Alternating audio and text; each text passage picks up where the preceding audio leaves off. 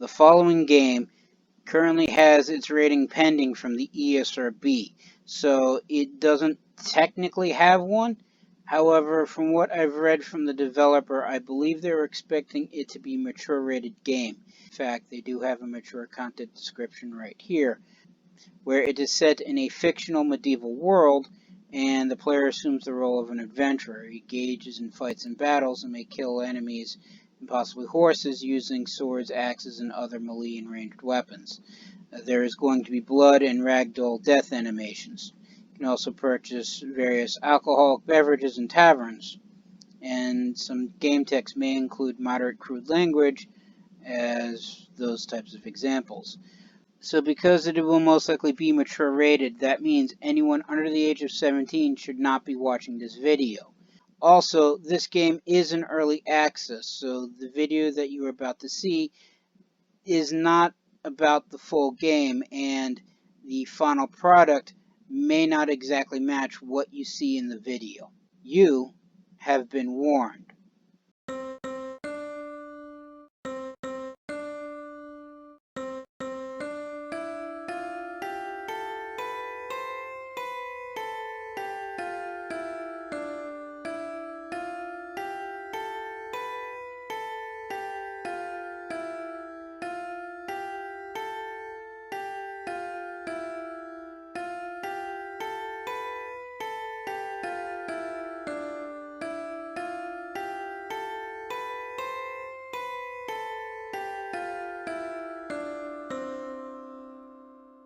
Greetings and salutations, I am Outlier and I bid you welcome to this channel.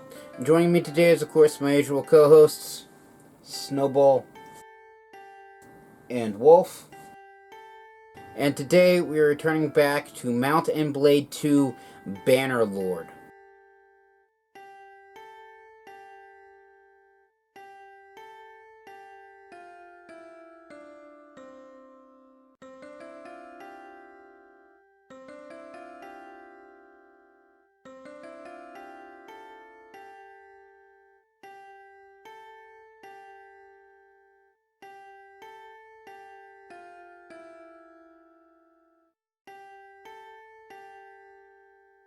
So the premise of Mount and Blade 2 Bannerlord is that you are well, I guess an adventurer, for lack of a better term.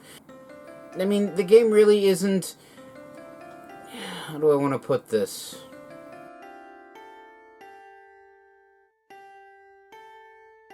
Descriptive as to what exactly your character is. I mean, you do have a backstory. You're part of a small family of... Well, you get to choose what exactly you're a small family of. Could be anything from barely legal, almost forest bandits to... Basically, you were, well, your family was the, well, your father was basically a guardsman for one of the local lords, and you can pick and choose your storyline as you're growing up, but they all end up as the same. Essentially, your town was sacked by marauding who knows what, and you were forced to flee. You end up in a tavern which gets hit by bandits. Your parents are killed, your two younger siblings are taken prisoner, and just you and, I'm assuming, your older brother managed to flee, and through various events and happenstances, you managed to build up a small group of troops, and you basically managed to capture the bandit who kidnapped your siblings. Now, he doesn't have your siblings, but he knows who does, so he, your brother, and what forces you've managed to acquire at that point in time go off to basically try to buy their release, whereas it's up to you to gather the funds to secure their release. And the main way of gathering funds in this game and this war-torn land is to build an army and basically conquer things. And you can do it a variety of ways. You can become a bandit yourself and sack and pillage towns and villages and just wandering people. You can become a merchant and buy and sell things, which is a slow and long and basically not well thought out process. I think that the developers could have expanded and made the merchant side of the game a little bit more robust and more detailed. But they didn't because while it's there, it's arguably not the main focus of the game. The main focus of the game is basically you lead a band of troops as a kind of a war band. Yes, I know that's actually the name of the mostly second title.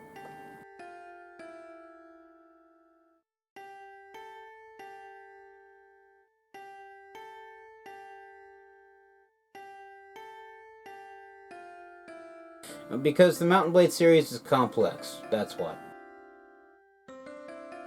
And you essentially have to build up what's known as your clan, which is your organization, for lack of a better term. I mean, your clan is the group that you're a part of, and unlike in the past games where it's basically every noble was their own separate entity, in this one every noble is part of a clan, and it's the clan that holds the fiefs, it's the clan that owes allegiance to the local lord or king, or queen, or emperor or empress. It's the clan that determines who fights for what side and what troops they have. And it's your task to build up the clan, and since your clan has literally nothing at the very beginning, you have to feed upon other bottom dwellers. And by feed upon, I mean basically hunt down bandits and looters until your clan becomes almost recognized. And for those who haven't seen last episode, we managed to achieve the almost recognized tier of being a tier 1 clan. And that means that the game does begin to open up for our clan. We no longer have to just fight local bandits, we can become a mercenary. We can't become a vassal to a local lord just yet, but we can become a mercenary and fight under their banner and actually partake in the near constant, always shifting global war that is the continent of Calradia. At least for now. I mean, they may add extra things that you can do. I should point out that this game is still technically in the early access program on Steam, which means that it's still in active development and things are being added to it that weren't there originally, and things get changed, things get updated. Which means I feel the need to point out that the events and actions that happen in this video may not be fully reflective of the final product. And I guess that's all to say, with the exception of one thing, and that is that this game is, of course, made by...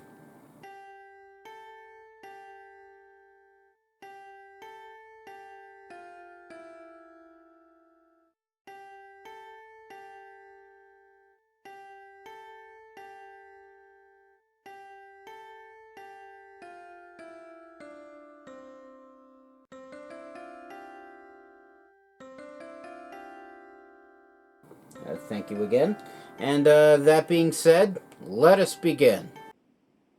Alright, and so here we are at Lycarion. It's a town, city I should say, central to Calradia. It is currently part of what's known as the Southern Empire. So for those who haven't seen or played this game before, Calradia is, the land is largely basically a medieval-based setting, and Mountain Blade 2 is essentially during the fall of the Roman Empire, so it's not quite the Middle Ages just yet. It's the time period just before that. And unlike the real-world Roman Empire, which split into two empires, the East and West, the Calradic Empire, as it's known, split into three, with the Northern Empire, the Southern Empire, and the Western Empire. And then we have all the various nations and powers are surrounding the empire. We have the Asarai, as I believe it's called, to the south. The Khanate to the... Actually, you know what? I can just bring up the journal and read their names. The Khuzate, which are to the east. The Nords, I think they are? No, they become the Nords. They are... I found them eventually. Sturgia. Sturgia is to the north, and then the Batanans and Valandans are to the, west. And at the end of last episode, we managed to get up to Clan Tier 1, which, if I hit the right button, here we are. And that activated the next stage in the quest, where we find our family. So Radagos says he knows where your siblings are. He'll offer to attack them together. He'll wait for you at the hideout that you mentioned near Lycarion. however you pronounce it. You can see the hideout marked on the map, which is this place. Right here. So, I need to take my 21 men and basically assault this hideout. With, well, with what I currently have. Which is basically just random stuff that I've picked up off the battlefield. Probably not the best equipment to go hunting bandits with, so let's actually, let's go to the trade screen, see what we got. And I have nothing to sell, but I can always purchase things. I mean, I do have 1,500 denars, or currency as it's known,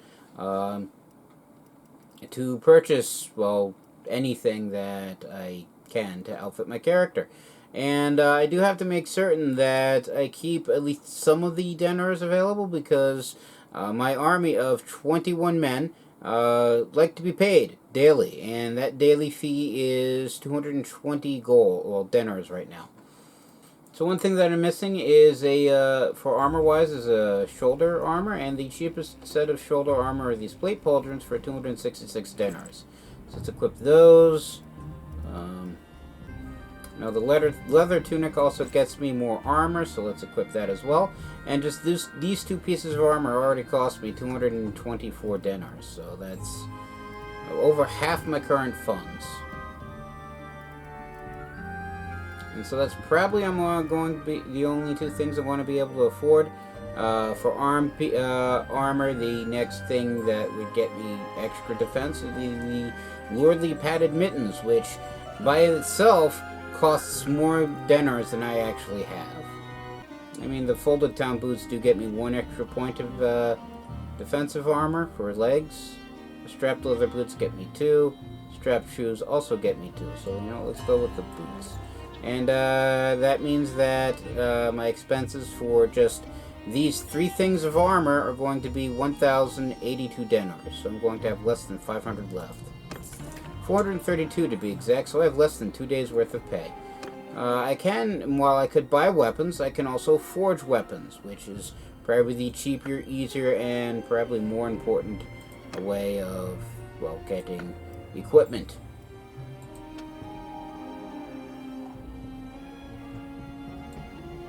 So I can't really build all that much right now.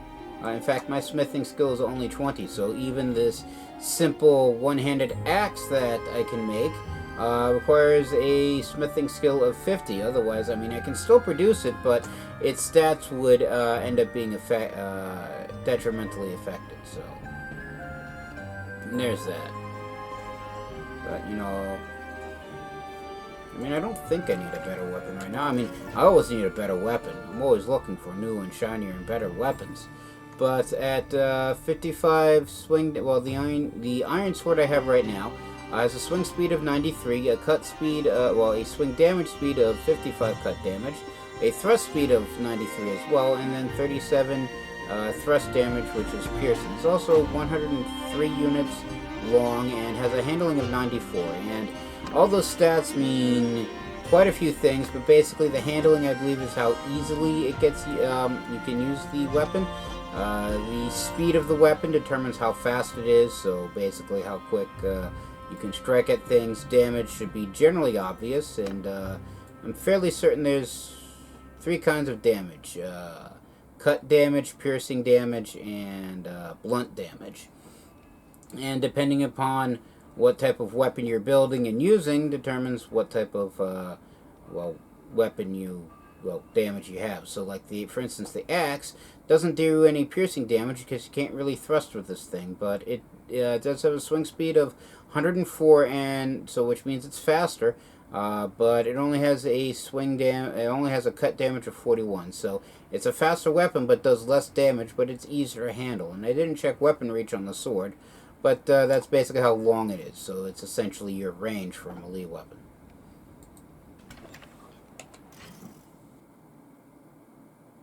No, I think that's what length is, 104.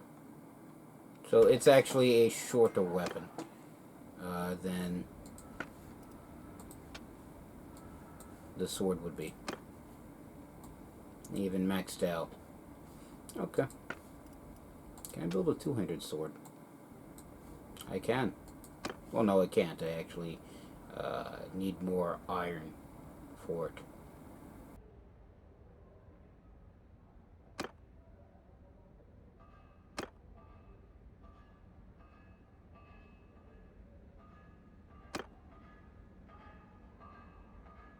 Alright, so I'll get more in-depth into smithing later, mostly because that's generally how I make my funds, and yeah, I'm already 220 units, well, that was the daily pay, so I basically gotta go hunting bandits if I want, well, enough funds to make money for tomorrow. So let's kill these 20 bandits, just simply because they're there. Charge! I like playing in first person. Just have everybody assault. Break out the bow. And they're off over in this direction. The archers are already getting into it.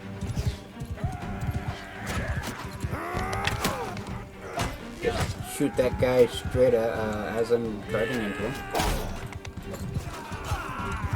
And then we just get into it, as the phrase is everywhere. And since my guys are more advanced than theirs, looters are basically the closest thing you have to a bottom tier unit in this game. My guys are able to kill off a bunch of them, and because they have low morale, because again, just simple looters, thieves and bandits, they run easily, so now I have to chase down as many of them as I can. I mean, I don't have to. I could just let them go and I basically win the battle, but I can't just leave 20 bandits alone. Plus, the more I kill, the more loot I get. So there's that. Probably should be using the bow for this, simply because. And that's why I'm not using the bow. As I hit a tree. After I ran past said tree, I should point out. You are dead! Get back here. Right, and that red field is the edge of the map, so if they get to it, they manage to flee. And they all got to it, so. Yes, we did. We won the battle.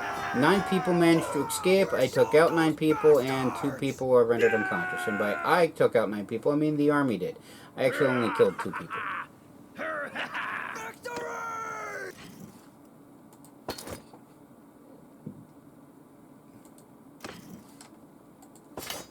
So, I get 2 prisoners, a bunch of loot, and some coin, which now I have, well, enough to pay for wages tomorrow. So let's go after this group of 15 bandits, just, again, because of the next closest, largest group possible. And then we attack these guys. Same plan, they're just bandits, so everybody just charge.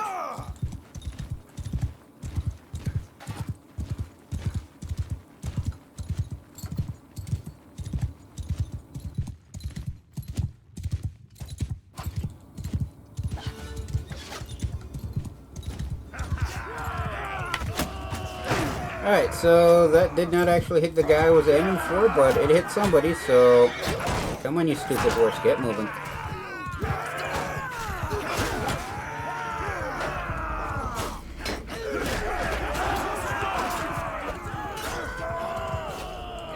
Middle of the night, and we're basically fighting people, so they're hard to see. So, this, and then this.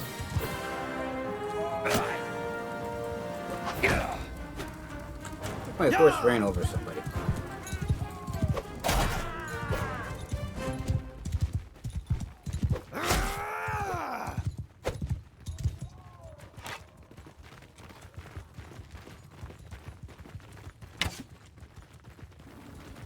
Just try to keep pace with them and then just shoot them with arrows. That sounds like a plan.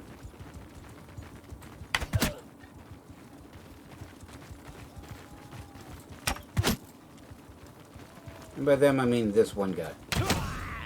Hey, I gained a level. Goody.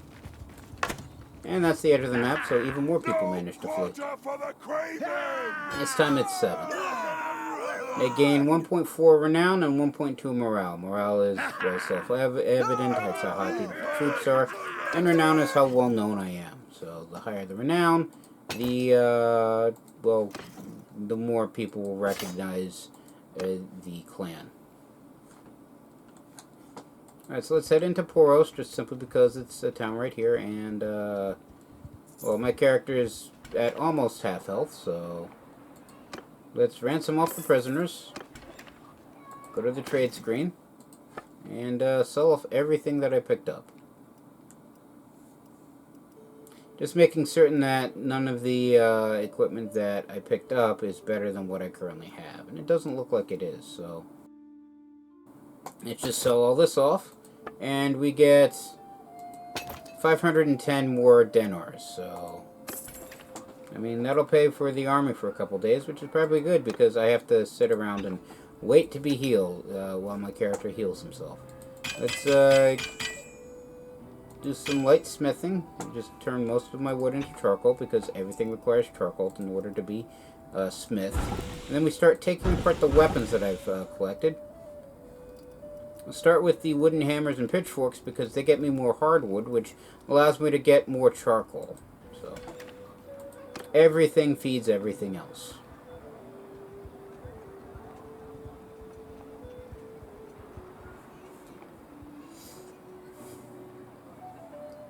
A bunch of people were taken prisoner by the Southern Empire. Oh yeah, went up a level. Actually, I almost forgot about that. So, my bow skill has hit 25, which means I can pick a perk trait, trait for it. So I can do bow control, which decreases your bow accuracy loss to movement by 30%, as well as bow equipped troops in your formation gain 5% damage with bows. Or I can go with dead aim, which increases your headshot damage by 30% with bows, and bow equipped troops in your formation gain 20 points of archery skill. I'm usually moving on horseback, so I'll go with bow control for this one. And I can also put a focus point in one of my skills.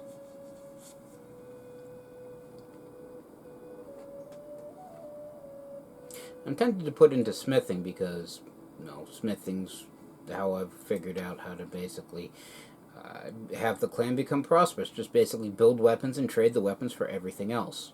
But it depends upon what you build. But for right now, I'll put it in medicine because A, I don't have a surgeon in the as part of the clan just now, or at least anybody with actual medical skill. And if you get your medical skill up, you can get get traits which increases the health of your character. So, like for instance, preventative medicine gives your character an extra 5 hit points. Where self-medication increases your healing rate by 30.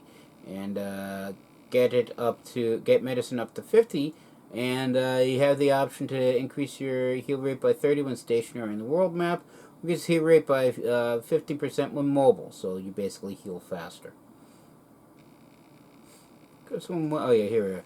I was going to say, I could have sworn one of them causes the character to auto-heal a bunch of health points after the battle, but that's what I get for not reading the second line of text. And then let's just hit done, and then we wait here for some time. And much like every other skill, the medicine goes up while being used, so long as, hey, somebody married somebody else. And speaking of medicine, I gain a skill in 1 skill point in medicine, and it's now 12. A bunch of people have just been born. If I go back to the smithy, I can smelt more things.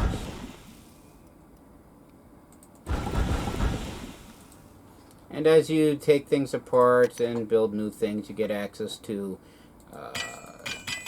more equipment pieces, which allows you to build more and different and interesting things. So let's wait an extra day just for that way health can get up to 100%.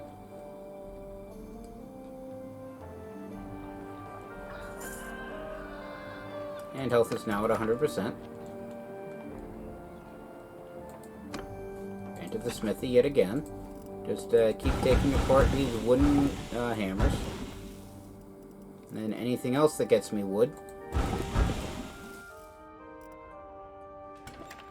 Just so I can turn the wood into more charcoal. Alright, now that the character's at 100% health, and I'm assuming everybody else is as well. Let us hit the hideout.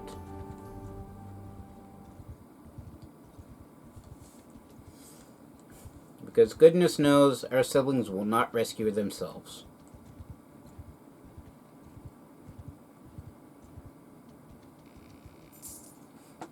Alright, and here we are with Radagos as he finally arrived. Took a few days.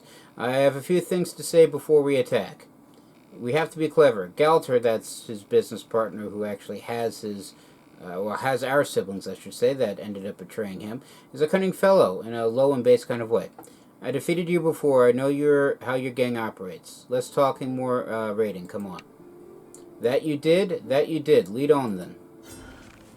Alright, passing by the slopes of the mountains, you see an outcrop crowned with the ruins of an ancient fortress. You see armed men moving about. As you listen quietly, you hear scraps of conversation, I should say, about raids, ransom, and the best places to waylay travelers. We wait until nightfall to attack because we use the element of surprise. The thing about these hideouts as opposed to open field battles is that you can only take so many troops with you. I think it's like yourself and 10 other people. Which means you need to make certain you take your best troops. Also, you can't fight on horseback.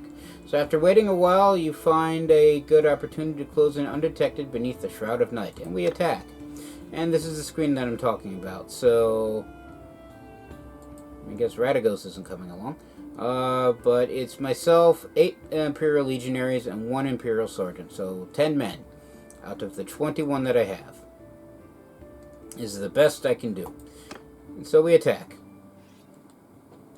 Oh, everybody charge. Let's pull out the bow and try to get a pot shot in before my troops attack. Because with almost no athletic skill, I'm slower than everybody else, and I assure you, shooting people in the back of the head with a bow is probably the only way I'm actually going to be able to contribute to this battle. Because I do have to make certain I don't shoot my own people in the back of the head. That would be bad. Die, you bastard! Hey, I actually hit somebody in the shoulder.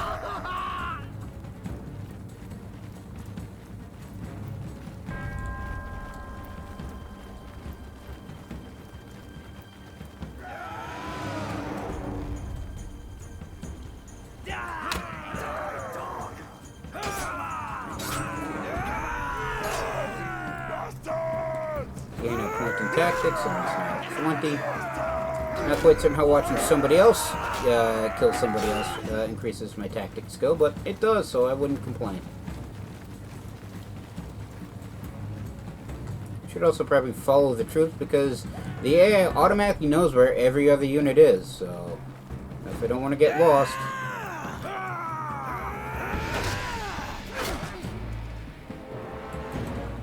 Okay, that's not a person, is it? No, it's just a chunk of rock.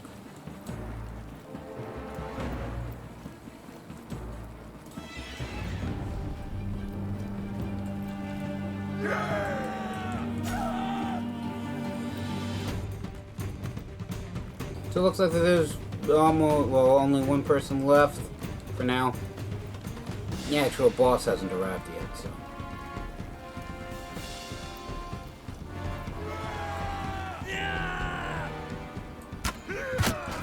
Yeah, that hit. Also, my athletic skill is now at 2, which is generally how you get it in riding up. You fight either on horseback or on foot. Alright, and here's the boss with his 3 friends. Alright, so this is Galter Bastards. You're the kin of my captives, right? I saw Radagos with you. You know he can't be trusted? And my response is, he led us here. Where are my brothers and sister? And he says, nah, there's no more talking. Kill me or I kill you. That's how this ends. I'll do you the honor of dueling you, and my men will stand down if you win. And my options are very well. I'll duel you, which means I fight him one-on-one, or I don't duel slavers, men attack. Which means my 9 companions and myself, so 10 men against his 4. I generally never fight one-on-one because I'm usually underarmed and under-armored compared to the guy I'm fighting, so I don't duel slavers. And usually that hits. I can usually get a ranged weapon, a ranged attack off, and usually shoot the guy in the head. So that didn't happen this time. In fact, I contributed absolutely nothing to this fight. But we win, and end of day, that's all that matters. So we gain 2.9 renown and 2 morale. And I plundered 137 gold. So then Gowder says, look, we can still talk. I'll give you a pouch of silver. And my response is, you said talking was a waste of time. You're Radagos' property now. And then Galder's execution by Radagos. He wanted him dead, so... there we go. He is now gone. Alright, and we take the rest of his men prisoner. And all of their stuff. Alright, and this is our brother Nathanos. So he goes, Otis, I knew you'd come. Great heaven. Damn, brother, and nothing can stop you. I love you, brother. Glad to see you're safe. Is everyone okay? Yes, we're all fine. Aaliyah and Phazos, our sister and other brother, are scared but fine. We need to be quick and get the hell out of this place. I'll take Aaliyah and Phazos to Lacarian immediately. They will be safe there. Meet me there later when you're ready to tell me everything. Okay, brother, be careful. Take care. It's good to know we have a loving family. Alright, so as you leave the hideout, Radagos comes to you and asks to talk. Radagos states, well, it looks like we've gotten your kin back to you, so my end of our deal is complete. I'll be making myself scarce for now. Don't let your conscience bother you about letting me go, by the way. I won't get back into slaving, burn too many bridges with my old colleagues, you might say. I'll find some other way to earn my keep. Mercenary work, perhaps. Anyway, maybe our paths will cross again. And my options are, your men killed my parents. Do you really think you would not be punished? Or maybe, goodbye, Radagos. And basically, I can essentially kill him. But he did keep up his end of the bargain. We did save, well, our siblings. And while this land may be almost lawless, there are still laws, and just killing a man outright is not, well, violates at least one of them, I think. Alright, so let's see. Besides, if I select that, I think I get an extra bit of dialogue where he, he says, well, I dared to hope, I suppose. Alright then, I'm not going to grovel to you, so get it over with. And my responses for this are, I shall, for your many crimes, Radagos, your life is forfeit, or perhaps by saving my brother and sister, you earned your life back. Very well, go now. Let's just let him go. And the rescue of the family has been completed. That quest is now done. So if I go to the journal, the only thing left is to investigate Nereid's folly, which has a time remaining of a ridiculously long negative amount, because back when I started this file, they hadn't updated it where it has a visible time limit, and so it's gone all wonky. I believe it does expire after about 10 years or so. 10 years game time, so I am still technically on the clock. And, well, I don't actually need the Nereid's folly complete. Originally the plan, I believe, was to use it as a means of gaining money to pay off the slavers that kidnapped the younger kids. And that's no longer an issue because we have the family back. So let's just ransom off the prisoners. I'll talk to Nathanos in a second. Sell off all this stuff because I need funds to pay the troops. And I probably had some somewhat decent gear in there, but again, I needed coins, so didn't pay much attention to that. So if we go to the tavern district, I can wander about the tavern and look for Nathanos, or I can just talk to him here. So let's just visit. He goes, brother, so then what is it? My options are about your position in the clan, which he doesn't have one. There's something I'd like to discuss, and I can have him join the party, or actually never mind. There aren't any questions to ask, or we could play a game of Tablet, which is a game within the game. Probably one of my favorite ones, but yeah. So let's just have him join the party, and he'll meet us outside. So not really anything to discuss. If there is another bit of storyline with the game, it's not in there yet. So the game wants me to investigate Nereid's folly still, which I guess is arguably the main quest of the game. And so, I mean, I don't have to follow it. I could just ignore it and keep playing. But just wandering about does get doing whatever does get boring after a while. So Let's continue on with Narrative's Folly, even though we don't actually have to from a storyline perspective, because we saved the family, so we don't need the chunk of rusted metal that we got off of that one physician anymore. We could probably just throw it in the gutter and life would move on. But I need to talk to 9 other nobles, and by nobles I mean clan leaders, in order to continue this quest. And I've already talked with Regea, the Empress of the Southern Empire, and so I need to talk with other clan leaders. And clan leaders don't bother with just simple peasants, because they literally don't want to give us the time of day. I mean, I'm sure that it's not a question of they don't want to. It's just, they're busy. They have noble things to do and worry about and keep track of. So there's no point in dealing with the local riffraff. In fact, unless they're actually out in the field, we can't even just walk up to them and have a nice chat. Because we're not allowed in the keep where the nobles live. I'm just smelting all these spare weapons I actually have. And I unlocked the Highland Crude Iron Blade. Goody.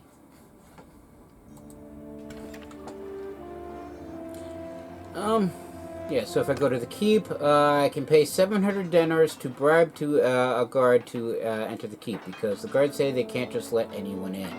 And one way to actually gain admittance into the keep and the nobles who reside within, because again, they don't mingle with the common folk, is to increase the clan tier, so that way we can actually hold land in our own name, start our own kingdom, and basically become one of their equals, which is a long, drawn-out process, and not something I'm going to be able to do with, 22 men.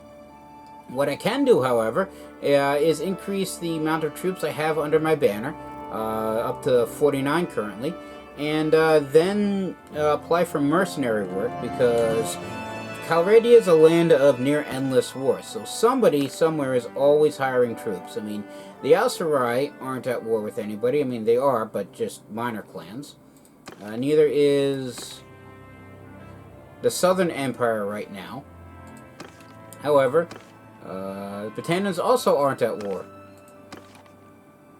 I mean, the Kuzite are at war with the Northern Empire, and the Northern Empire is, of course, at war with the Kuzite, as well as the Western Empire. Sturgia is at war with the Valandans. Valandon is, of course, at war with Sturgia. And the Western Empire is at war with the Northern Empire. So, those are my options. Kingdoms of Peace usually don't hire mercenaries, at least not initially. So my options are to, if I want mercenary work, my options are to fight with either the Northern Empire against Sturgia and the Western Empire, fight against the Western Empire. No, the Northern Empire is at war with the Khanates and the Kuzite and the Western Empire, in a weird three-way war. Or I can fight for the Sturgians against Valandans, or for the Valandans against Sturgians. So, since I am Imperial-based, and I know the main quest generally involves various things in regards to the Empire, let's fight for the Empire. And since the Northern Empire has the most enemies, let's go with them. So, Phasos has reached the age of 11, and he needs your guidance. Leah has also reached the age of 14, I should say. So your two younger siblings aren't actually on the map yet. Children don't take part in battles, which is probably a good thing morally. But periodically, as they grow up and grow older, you have the option to determine how their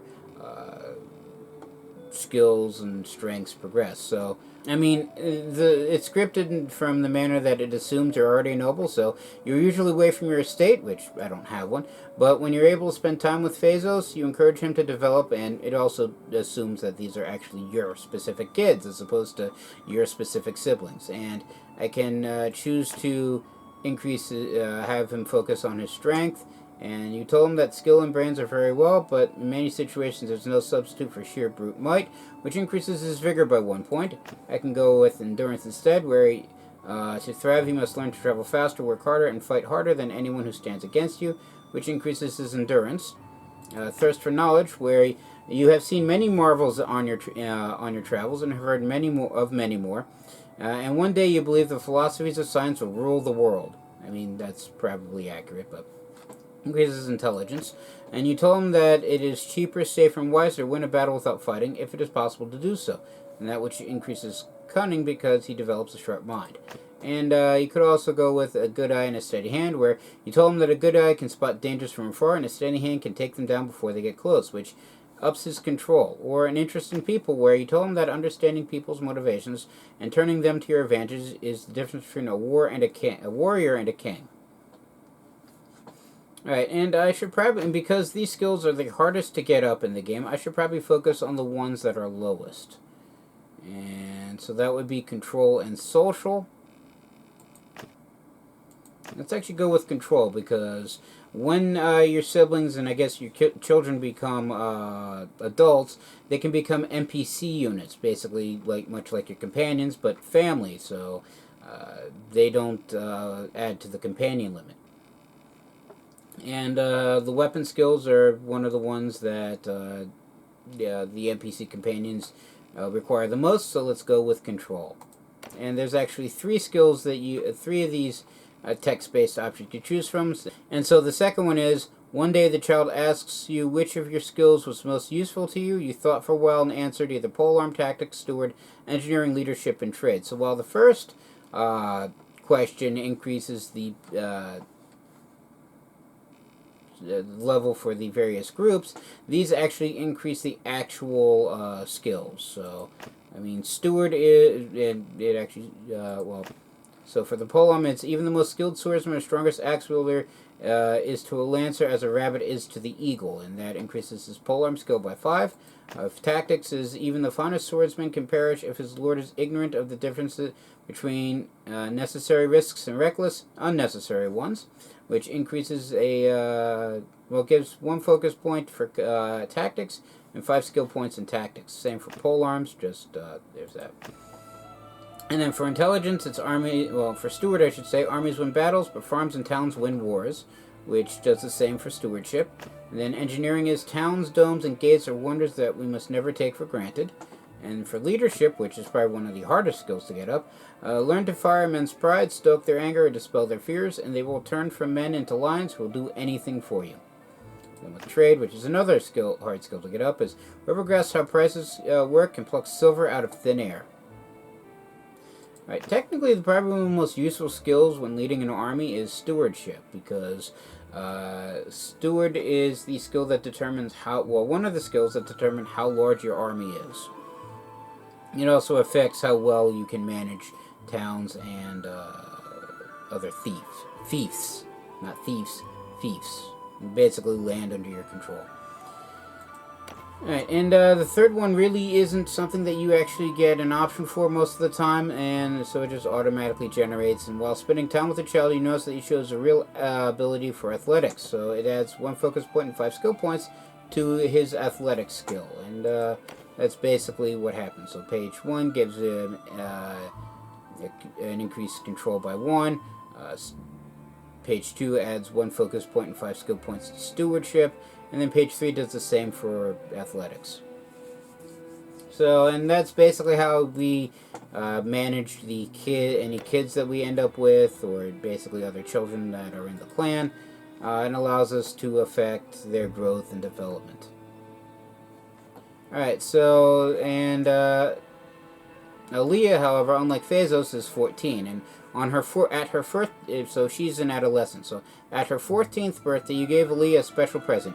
You have seen her treasure it and believe it will shape who she is. You gave her a well-balanced sword, which increases her one-handed focus point, as well as increases vigor by 1 point.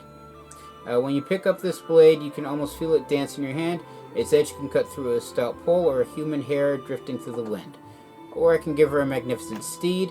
where you had second thoughts about giving the child such a spirited animal, but you leapt upon its back and galloped like the wind across your pastures, which, again, it assumes you already have a fief and are a lord, but, yeah. And it does the same thing that Well-Blown Sword does, but for riding and endurance, and a treatise on siegecraft. Did you remember poring over hand-drawn schematics of mangonels and towers for hours? Imagine that one day you might build one of these awesome instruments of destruction yourself. And it basically gives points to engineering and intelligence. Or finally craft a game board where each piece is a work of art, even without an opponent. One can set it up and gaze upon it for hours, contemplating moves and countermoves, which increases cunning and tactics. A well-tempered bow where you can sense the power in the laminated sinews and wood of this weapon. It was made for the calloused hands of a veteran archer, and Outlier may need years to be able to fully draw it back, but you know she will be motivated to master it, which gives her a point in control and 5 points in archery, or a trip to your realm's court, where even well-born youth want to see the center of it all, where the lords and ladies gather in splendor and converse and connive. You invited the child to see the spectacle firsthand, provided the elegant clothes shall need to be part of it, which adds a point to social and a focus point in charm, and 5 skill points to charm. So again, I should probably focus on the skills she doesn't have, which are endurance and social. I mean, let's be honest. With female children, you basically just end up pawning them off to some other clan as a wife to their sons. But until that, and I'm not really a fan of that. I much prefer to have my family stay together. So. Generally, Aaliyah, much like Phazos and Nathanos, will eventually become sub-parties for the clan. And so let's focus on those skills. So I'll go with endurance, and I basically give her a horse. In adolescence, she began to take on serious responsibilities and compete with adults as a near equal. She managed to either defeat her fencing instructor, which gains 1 extra skill point, focus point, and skill points for one-handed, win a race, which increases horsemanship while riding for even further, craft a weapon, which actually increases engineering. Would have assumed that it was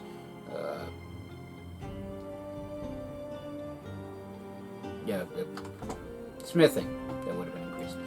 And the flavor text for defeat her fencing instructor, where after many tries she successfully beat her tutor fair and square during sparring. For win a race, she won a friendly horse race competition and was rewarded with a magnificent saddle. For crafting a weapon, the child forged a sword, blade, hilt, and pommel. The artisan said that he has never seen such dedication and patience in one so young. And for learning the arts of healing, it's 5 skill points to medicine, and the child helps out the local physician, binding and cleaning wounds, and when the master's absence, prescribing remedies. Becoming a crack shot, where you hear that Aaliyah can put an arrow through an arm ring from 100 paces away, but you didn't believe it until you saw it, which increases her archery skill. And trade like a veteran merchant, where the child is asked to borrow money to trade with a passing caravan.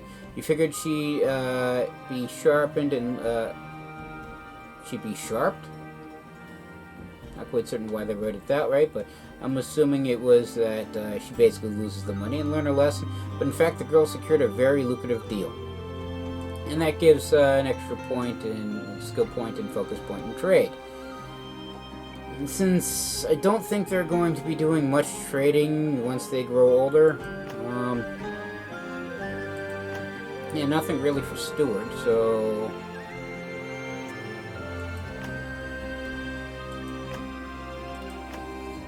Now let's actually have her become a crack shot, because that, that has her put a point in her bow skill, and a lot of my companions end up being horse archers, or mounted horse cavalry. And then outside events also intrude on Aaliyah's absence. You believe she was particularly shaped by local rivalry. This event increased her skills in one-handed and two-handed, so... A neighboring noble's brutish son took interest in persecuting Aaliyah, but the young woman gave him a lesson to look elsewhere for his prey. Basically, somebody tried to bully her, and based on the sword, I'm basically assuming she beat the living snot out of the guy, which, it's Calradia, that makes sense. So one-handed and two-handed gain 1 focus point and 5 skill points. And that's how you raise children in the game. Every couple of years, you go through a bunch of text messages. Alright, so let's head over to... what is this? Sanopia? See if we can find a job as a mercenary.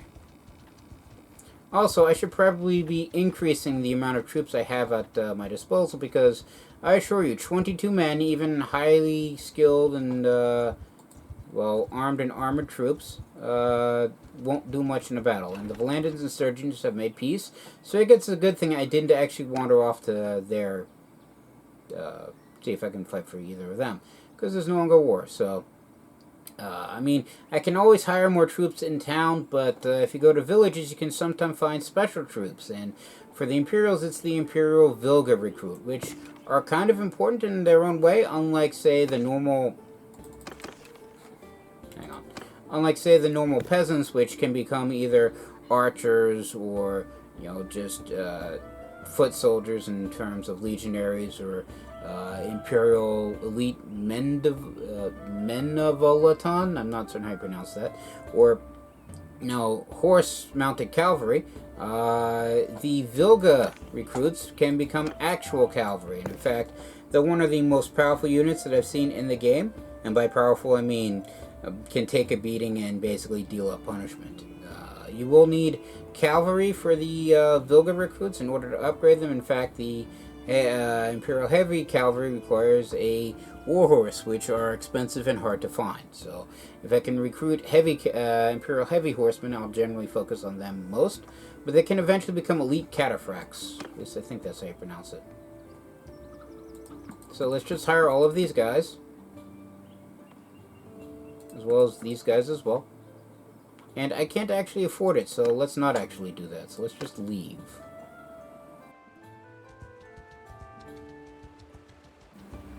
Let's head off to this town.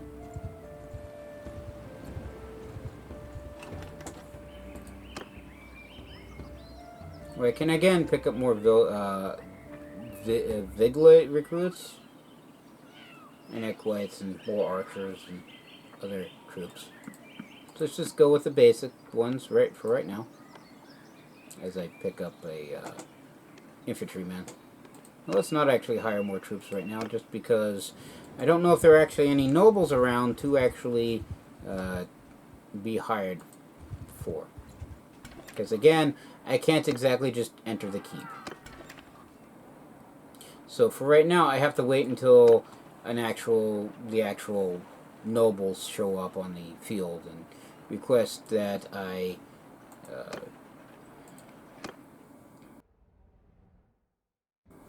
don't know what I'm saying. Basically, I have to wait for a noble to show up on the world map before I can talk to them. So let's wait here for some time. But before I run out of funds for the troops. Probably not. Alright, so I only got about 336 denars left, so let's actually kill this group of 10 looters just for coin. Because now I have less than a day's wage. And because the group of 6 are close by, I get an extra... Attack! Oh, well, they join in. So instead of fighting 10 troops, I fight 16. But I think my 22 men can take them.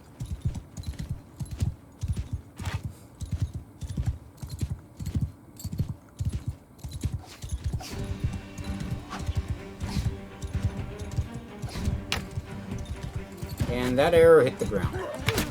That arrow did not.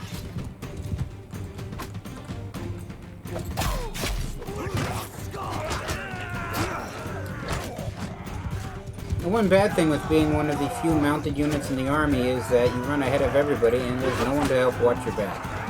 But the infantry has showed up and, well, they've started slaughtering people.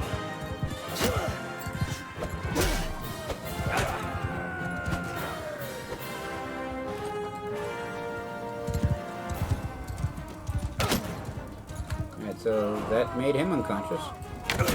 That made him dead. That just injured the guy. That did as well. And that killed him.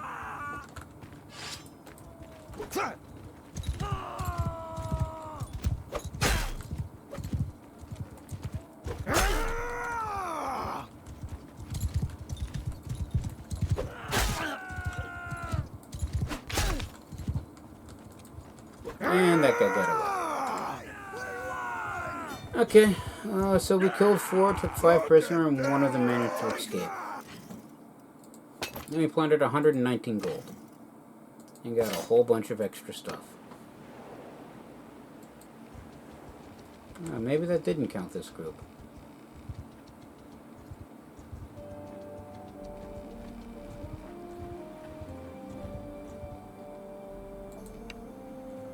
Alright, so they realize that they're outmatched, and so I said, we're going to be fighting you, and their reply is, I'll be honest, we don't want to die. Take us on as hired fighters, that way everybody gets what they want. I really don't like having looters in the army because they can't really be upgraded, at least not right now. But my options are very well, you may join us, but I'll be keeping an eye on you lot. You think I'm daft? I'm not trusting you an inch, or no, justice demands you pay for your crimes. And I say just demands that they pay for the crime, so they say that's how it is it? Right then, I'll make one of you bleed before I go down. And then it's just a normal fight. Charge! Everybody charge.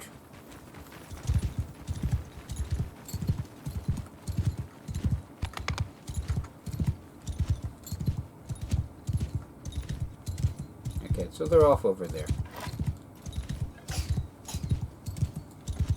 In fact, here they come. And that missed, as it usually does.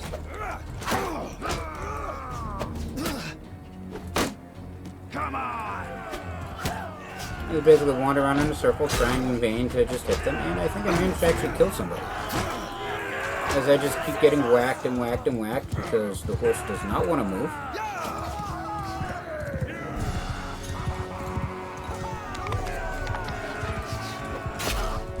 And then we just stab people in the back of the head.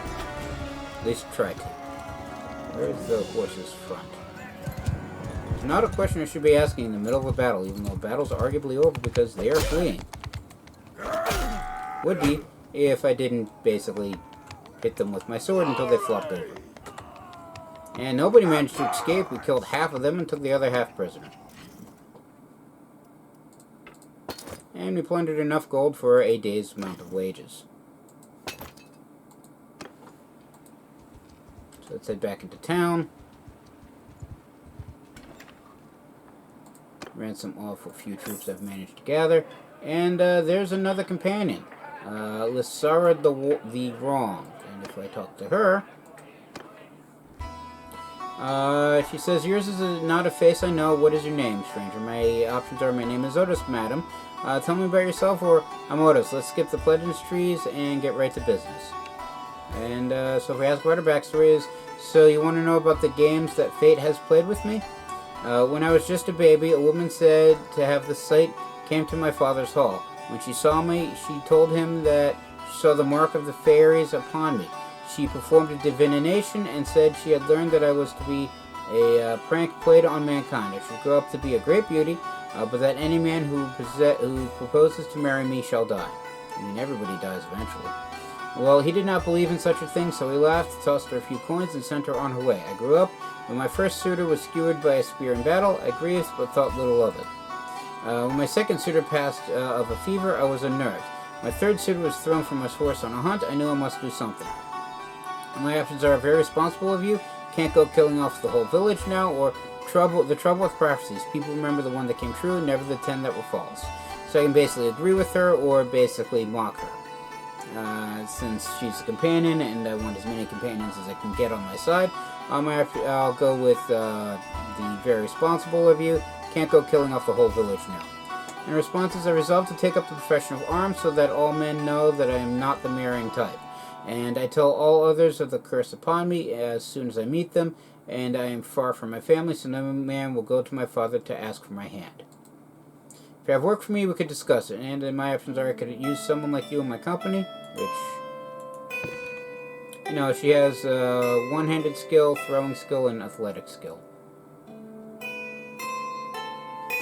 Well, which is good for, well, just general combat. And, well, she wants 634 denars, because she needs some money in advance, and I just don't have that kind of cash.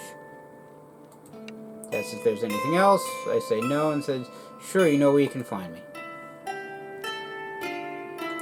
So there's, I'm sure I've said this before in a past video, but that's the wrong screen. There's plenty of companions to choose from. If I go to Heroes and just select the Wanderers, these are all the companions that I can choose from. And I can also select between whether or not they're married or not. I mean, the companions, they don't actually start with families per se. I can choose between just the women or just the men.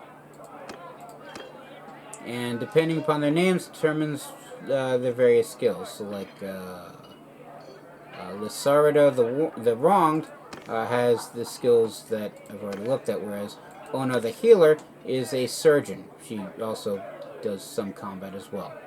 And every character does have various traits, so Ona the Healer is calculating and devious, whereas the Son of the Wronged is honest, daring, and merciful.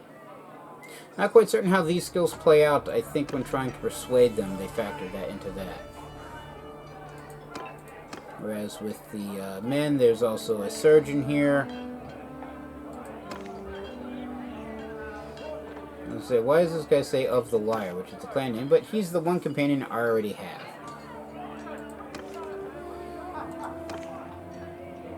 I mean, most are just randomly generated, just normal soldiers, and some of them, like Talymund of the Hills, has a scouting ability. Others, like Crotor the Surgeon or the one healer I looked at before, have a medicine skill. Gusser of the Knowing is an engineer. So some of them do have certain skills other than just fighting, which you can employ for your clan. So if I go to the clan screen and parties, there's various, well, 4 jobs that they can take in the party. So I can have, say, Nathanos here. Hang on. I bring the encyclopedia back to the screen.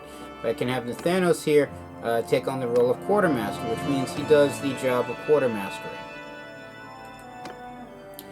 Which affects the steward skill, and if I assign him to be the quartermaster, rather than the game using my character's steward skill to determine size of party and all that fun stuff, it uses Nathanos's. Now, if his skill is higher, it can be it can be useful in the fact that you get a benefit from his higher skill. However, the trade-off is that while my character is, say, the quartermaster, his stewardship will eventually go up while doing that. Same with scout and pathfinding, I think it's called, surgeon in medicine, and engineer in engineering. So at least for the initial parts, I don't like assigning the companions to the various jobs, because it's the primary way that the skills that are tied to those jobs go up. Right, so there are no nobles here, so let's just up and leave. At least near as I can tell, there are no nobles here. And let's head off to the next city, which is Diathma. And I guess if I really wanted to make certain I could find some nobles, I should technically go to the... let's fight these 19 looters, because I don't have any more coin to pay for the troops for tomorrow. Charge! Yeah! Everybody just attack. I have no idea what that line is for. Weird. Oh well. Maybe it's supposed to represent the wind.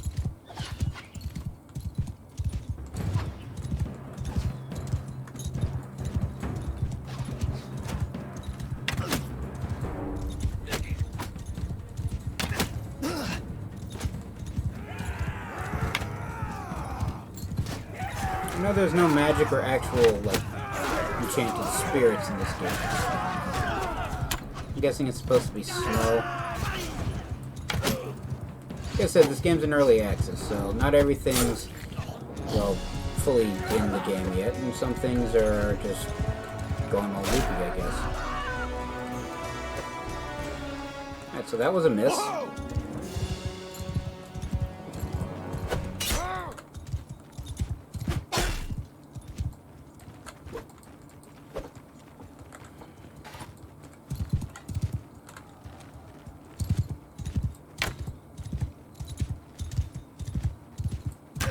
Stand still so I can shoot you. As I, like, basically shoot him point blank in the side of the head. Same with arguably that guy. And this one as well. And him. Now, I think that they would witness their friends being cut down by some guy on a horse with a bow standing right next to them, and they would try to dodge, but game doesn't work that way. One of them still managed to get away. Although we did take 6 people as prisoners, and we plundered 100 gold, which just isn't enough.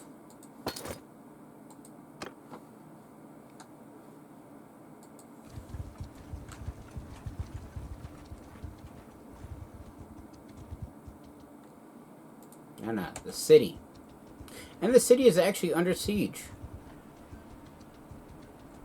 by Garrus's army, so the Western Empire is currently besieging this city. And I don't have the funds to make it to appreciate. Cannot pay all wages, your party loses 15 morale. Good to know.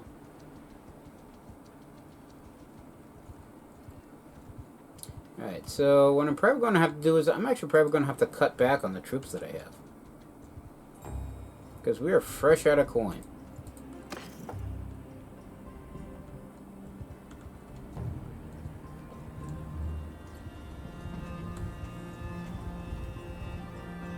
Alright, so Emerus the Robber says, my lord, there's something I wish to discuss. I'm guessing the fact that he didn't get paid yesterday.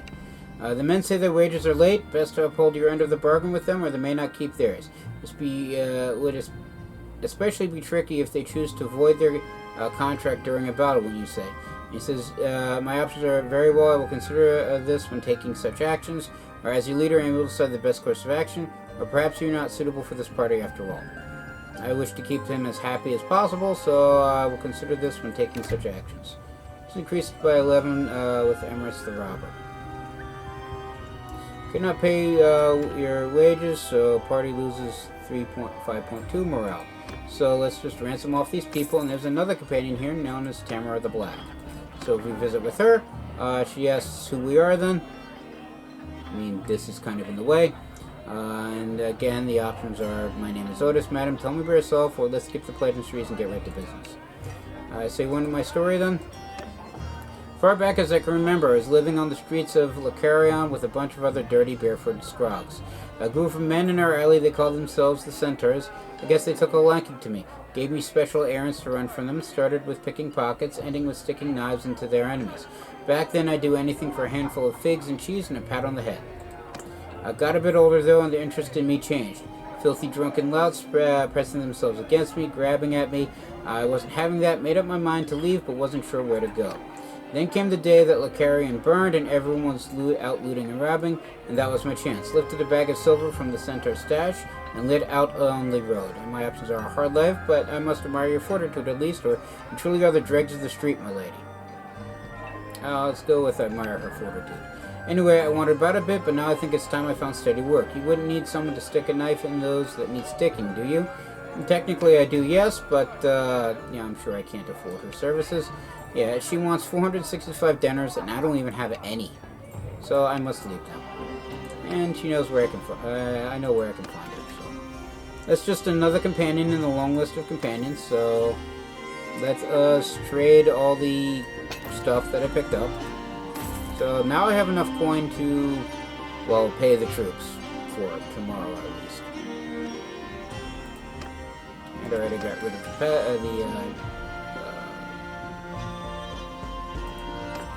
prisoners that I had acquired. Couldn't think of the name for some strange reason.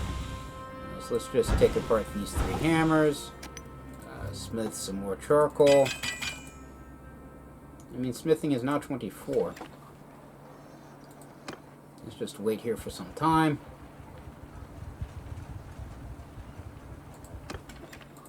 Let's just fight these 10 looters.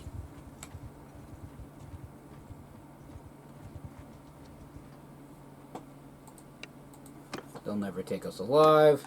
Well, we'll never take them alive. I'm not looking to do so. I mean, I get paid with either their stuff or, you know, just them not wandering around.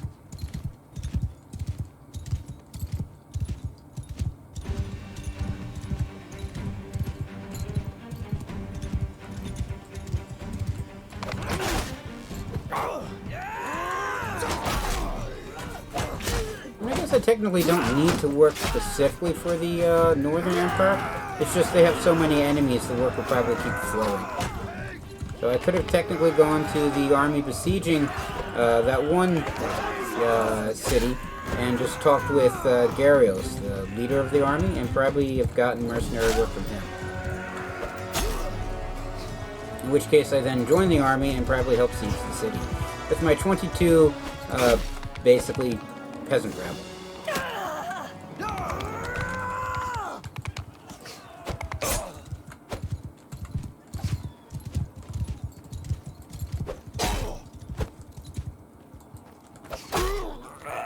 Go!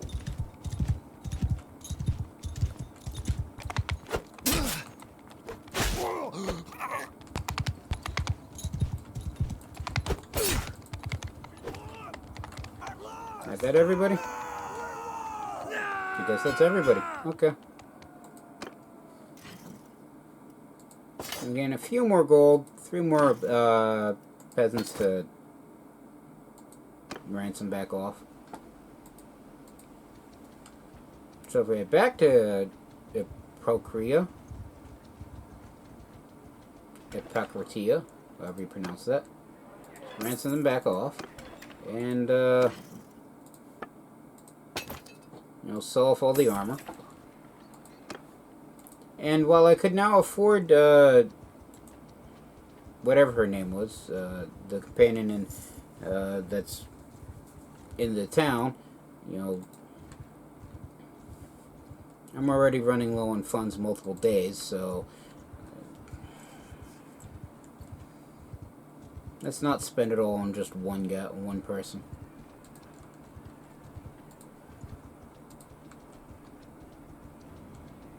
Takes 2 days just to get back there.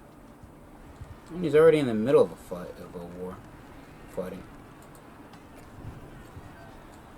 Yeah, Garrus' army is besieging the walls of Diathme. He decided to don't get involved. So he's actually in the middle of combat right now. Alright, so I can't really talk to him right now. Probably should have done so in the beginning. And let's just hit these looters, because I still need funds, because I can't pay another day's wage.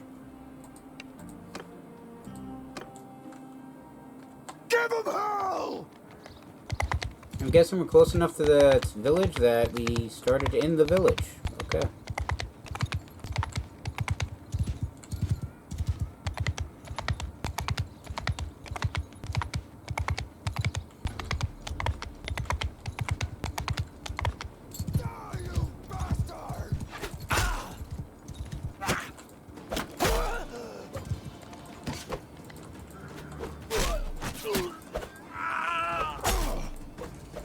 Come on.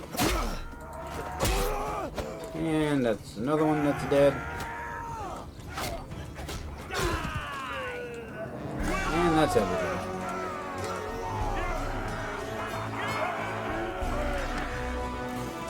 Where's your pointer? 59 gold. But I managed to get enough to pay for tomorrow.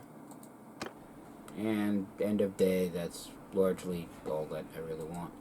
So if I head off to Aragon, or actually no, here's somebody, Phaedon. So this is a noble, and their name is Phaedon, I think it's pronounced.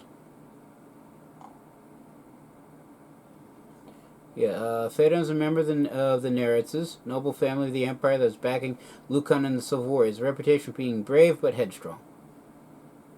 Neritz, as you remember, is the clan of the original emperor who, did the whole Neritz's folly to begin with.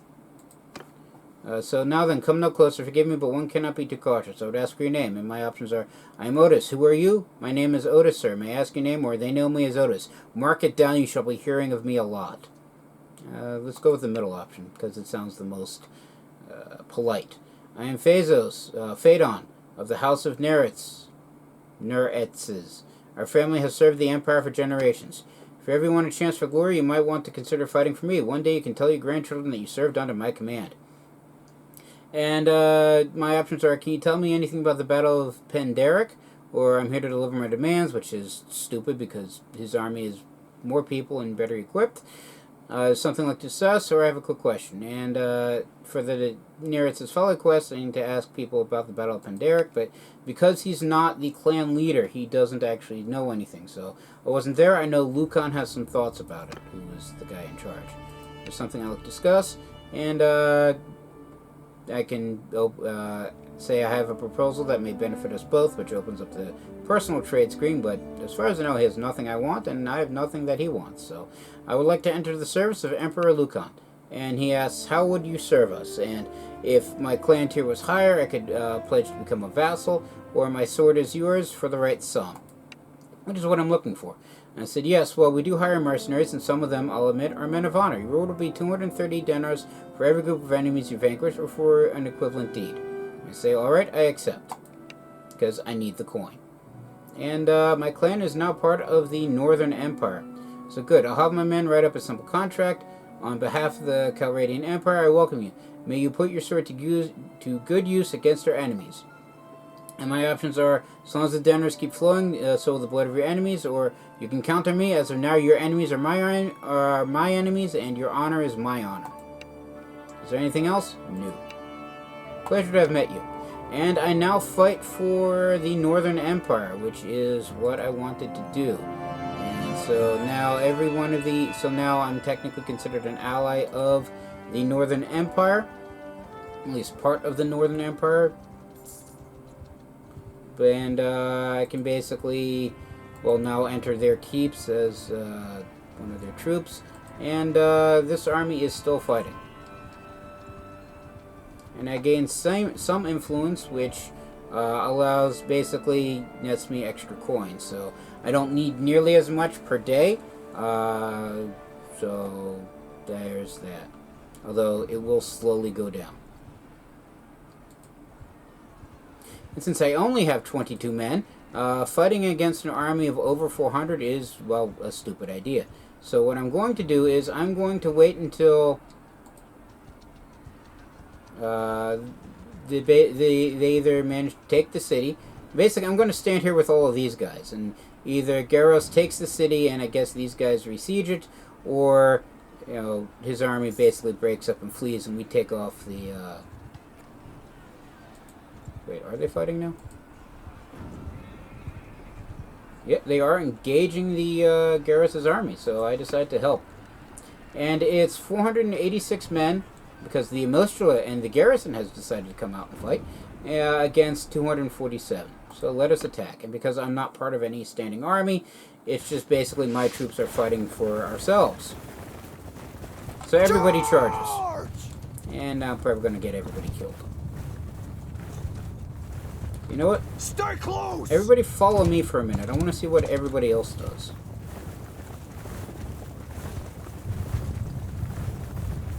Because large-scale military operations such as this generally involve tactics. And again, since I'm not part of a standing army, I'm not, well, I basically still command my own troops, but I can't see what the actual army is doing. Even though I'm fairly certain it's just a bunch of nobles fighting under their own banners right now. They didn't actually form an army beforehand.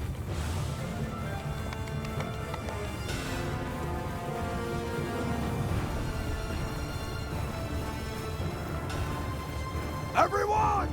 No, wrong button.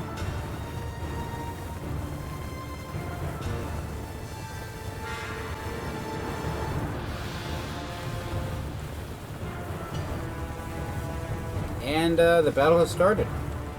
As the horse stops because he walked clean into a hill.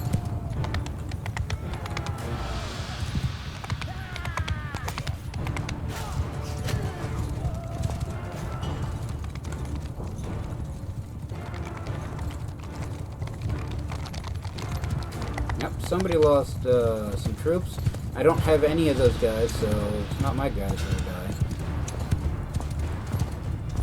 Alright, there they are. Okay, fine. Looks like they're just charging, so everybody charge. No, actually, they're not charging. My mistake. They are standing here in this circle formation. Yep. Alright, so infantry here, archers here. Soldiers! Form a shield wall! the infantry form a shield wall to help with the defense.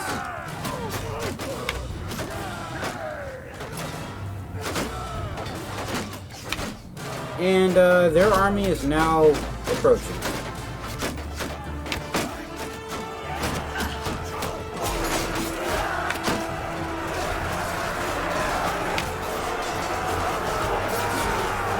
Alright, join the battle and discharge.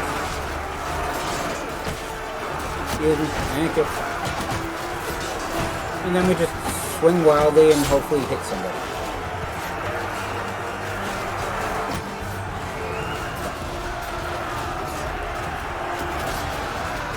I mean, they're losing more men than we are. I mean, we had more men to begin with, but I'm generally seeing more green than red.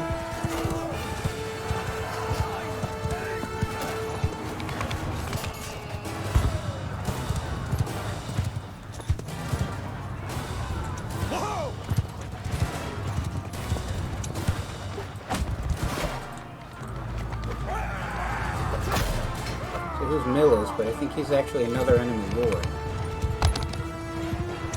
Explain the fancy armor and the fact he's on a armored warhorse. Meanwhile, I'm just wearing leather goods and I have a sword. Why I'm only doing like 3 points of damage. And somebody else took him out. And their archers are just wailing on us, so let's just do something stupid and charge their line.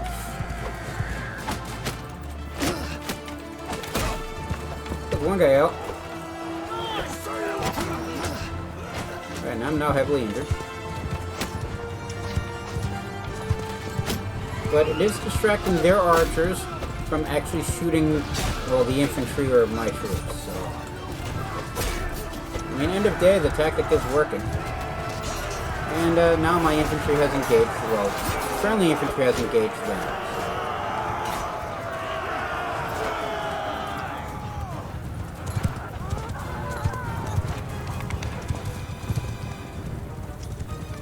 I mean, I helped, sort of, and the enemy is fleeing.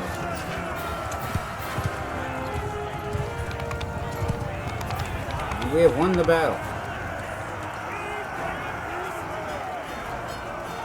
So one person managed to escape. We gained 2.9 renown, 2.9 influence, 1.9 morale, and we earned morale, I should say, and we earned 5% of the loot. We also lost 4 people. I'm sorry, 2 people. 2 veteran archers were killed, 2 Imperial Sergeant Crossmen were injured, Nathanos and Emirates the Robber were also injured. And I'm now down to like 3rd health. And as they lost 126 of their 200 some odd men.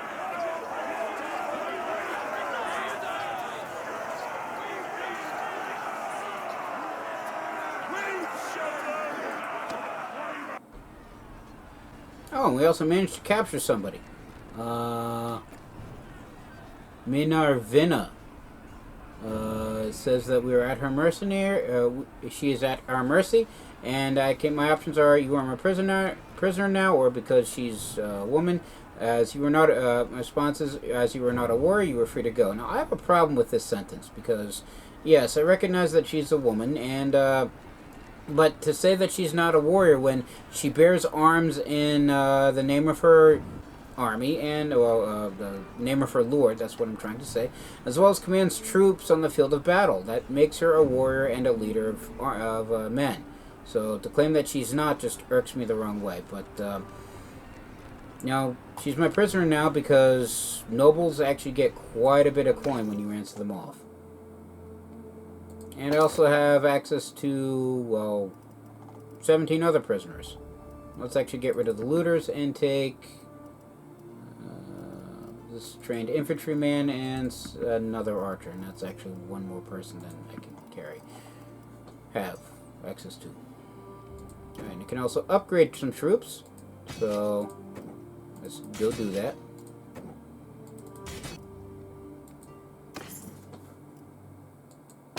And I get a whole bunch of stuff, which I didn't stop to look at. Although one desert horse, so that's always nice. Beats my horse. So I'm going to ride the desert horse. Also pick up a sheep. Interesting.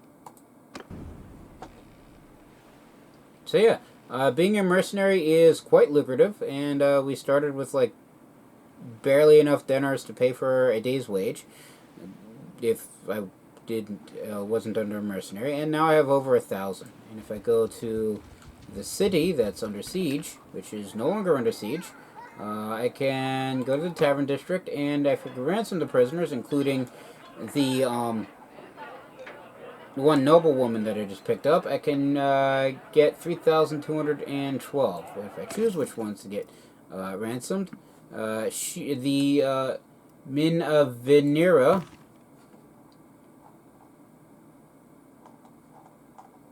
Yeah.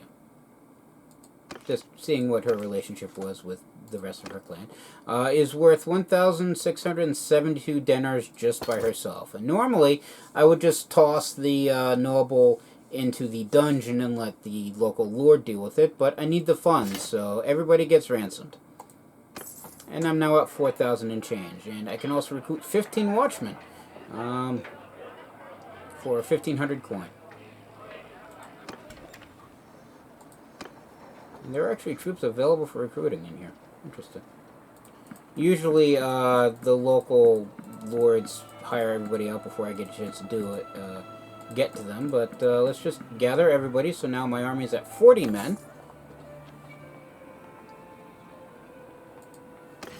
Sell off all the armor. I don't think there's anything that's better than what I currently have equipped. I mean, some of the leg armor is. No, it's not. My apologies. No, hardened leather shoes are. Those are the Cavalier boots. So you know what? I'll equip the Cavalier boots.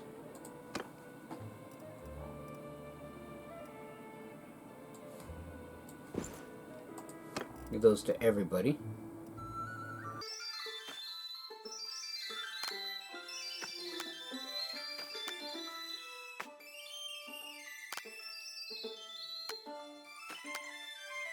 And just basically try to scrounge enough armor for, well, people. And since he doesn't actually have a horse, just give him a sumpter horse and a harness. So he's now technically a mounted unit. Alright, let's just sell the rest of this to get 2,240 dinars. Also a bunch of shields. See, Nathaniel doesn't actually have a weapon, but no, he's got a club.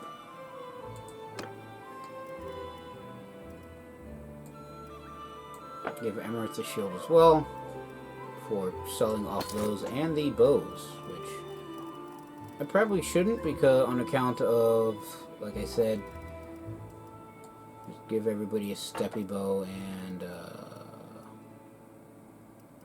whatever cheap-ish arrows I can scrounge.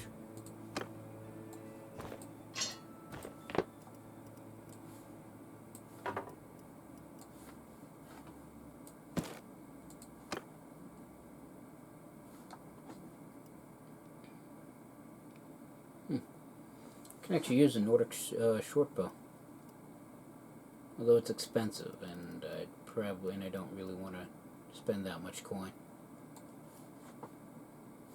Yeah, I do have some coin right now, so let's actually pick up a crossbow and some bolts just for a siege warfare, because I like using a crossbow when, well, not on horseback.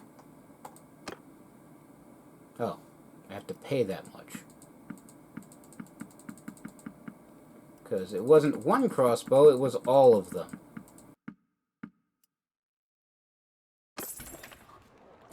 Alright, and then I can enter the smithy and just take apart all the standard other weapons that I have, and I unlocked a new skill, and smithing is now at 25. At least for my character. And 25 is important because... I'll get one more thing of charcoal just to get rid of this weapon.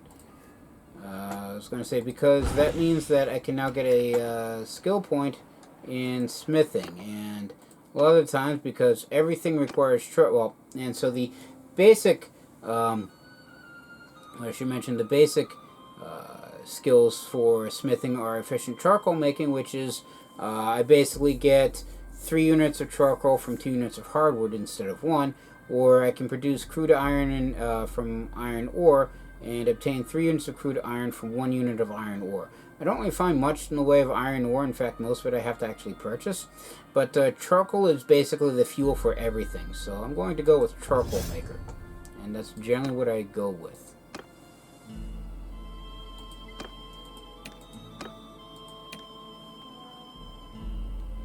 Right, and Nathanos needs to have all of his skills selected. Usually it's active by default. And it's not something I realized I needed to do. But I'll deal with that later because the video is running long. And I hit cancel instead of select.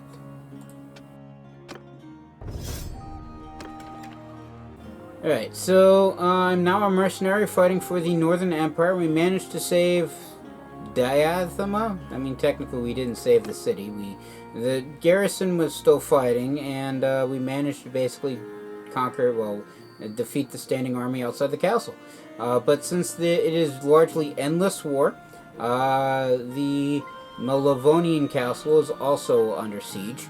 Don't know quite from who, but it's under siege. And Lucan, the emperor of the Northern Empire, has an army out here. So, since I am now a mercenary of the Northern Empire, I can basically... When did we go to war against the Southern Empire?